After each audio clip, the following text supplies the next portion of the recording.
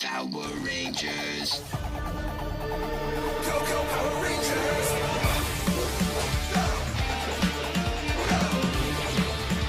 It's morphin' time.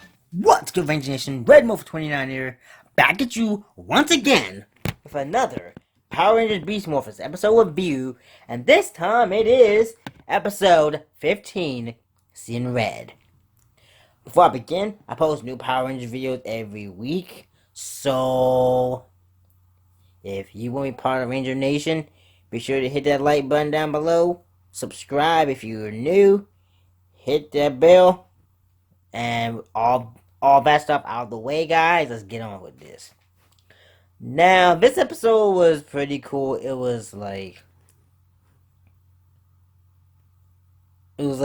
started out with Devin going for a jog and until like a bank, until like a thief robs a bank, and then Devin morphs and tries to chase him down.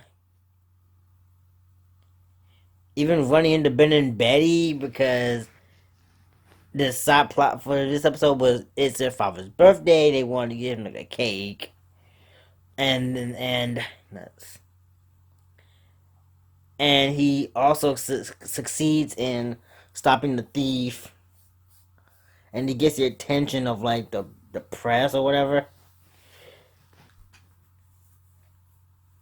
And then he battles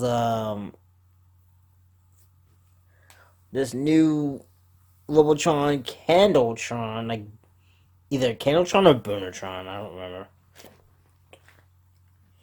And he gets a little too cocky. He thinks he can take on like everyone by himself. But the other Rangers are pretty worried about him. Because he's getting a little reckless.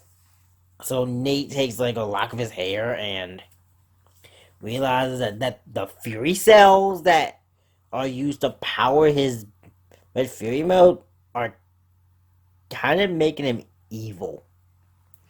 Or kind of making him not really evil, but kind of making him feel like he's evil. So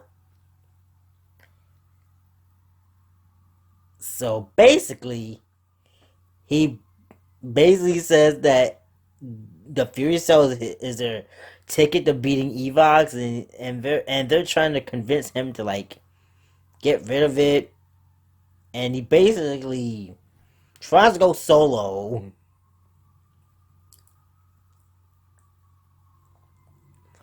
But all that changes when the rest of the Rangers have to fight Devin in order to get him to give up the Fury Cell, which ends up with a battle between him and Ravi, where Ravi has the last remaining Fury Cell, and he ends up beating Ravi to the point where Ravi overheats. But then Devin realizes the error of his ways and then crushes the last Fury Cell. And then he takes Ravi back to Great Battle Force to rest. And then he goes out with Cruz to battle the Gigadrone. And he destroys the Gigadrone. And then last scene of the episode, they're at the Riptide Gym, and he apologizes for being all out of control. And the episode ends with like this big icing fight because Devin made another cake for Ben and Betty, and he gave him the icing to like frosted cake, but the thing wouldn't come out, so he ended up splashing, like hitting their dad with a bunch of icing, and then they just end up having an icing fight. But guys, this episode was pretty cool.